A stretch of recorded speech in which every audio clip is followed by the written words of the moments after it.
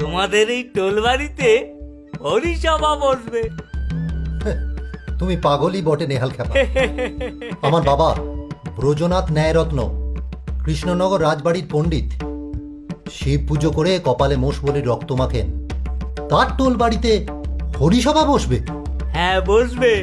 সেই হরিসভাতে গৌর সুন্দরের মূর্তি হবে। হরে কৃষ্ণ হরে কৃষ্ণ কৃষ্ণ কৃষ্ণ হরে হরে। কি আবার কীর্তন? ব্রজনাথ, ব্রজনাথ, কে কে তুমি?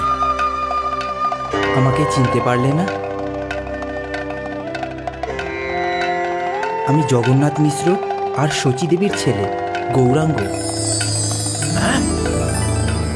হ্যাঁ ব্রজনাথ, আমাকে ভালো করে দেখে না। কেন? বারে এখানে যে হরিসভা করে আমার মূর্তি বসাতে হবে। আমার মূর্তি গড়বে নবদ্বীপেরই বিহারী কুমোর।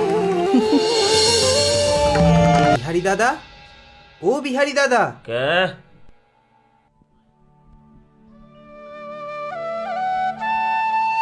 কে?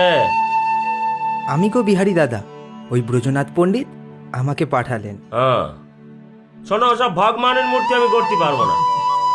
আরে বাপের জমি গড়িছি কখনো নাকি ভগবান আমার সে সুযোগ দিয়েছ? শোনো বিহারী দাদা, মূর্তিটা তোমাকেই গড়তে হবে। ওই পণ্ডিত মশাই বললেন মূর্তিটা হবে আমার মতন, এই রকম। হ্যাঁ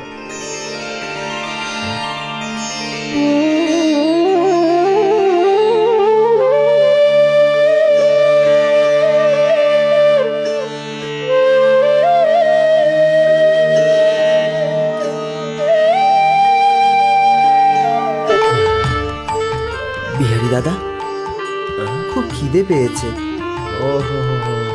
কিছু দেবে গো?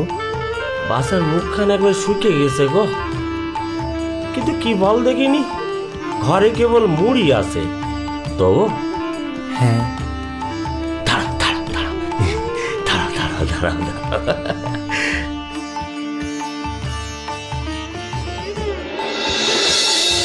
এই না, এই এই এই কি হলো?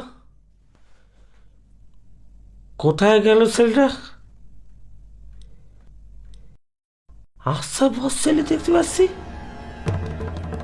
পণ্ডিত মশাই পেন না। হ্যাঁ বল, মূর্তির কাজ শুরু করেছিস?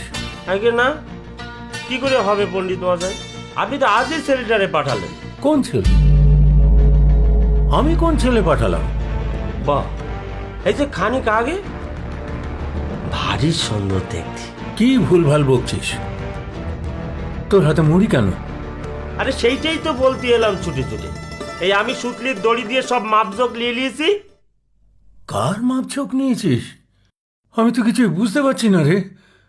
সে কি? সেই তো বললো পণ্ডিত মশাই আমারে পাঠিয়েছ। তারপর বললো খিদে নেগেছ, ঘরে মুড়ি আনতে গিয়ে দেখি সে নেই, পালিয়েস। এ পণ্ডিত মশাই ছেলেটারা একবার ডেকে দেন দেখি, মজা দেখাই। তুই তুই কি বলছিস বিহারি? আমি কোনো ছেলেকে পাঠাইনি বিহারি। সে কি? তাহলে ছেলেটা কে পণ্ডিত মশাই?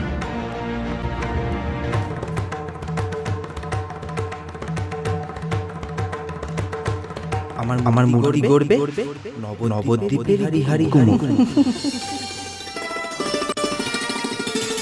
বিহারি, তুই ধন্য বিহারি, তুই মহাভাগ্যবান। তুই তুই নিজের হাতে ভগবান গৌরহরির মাপ নিয়েছিস।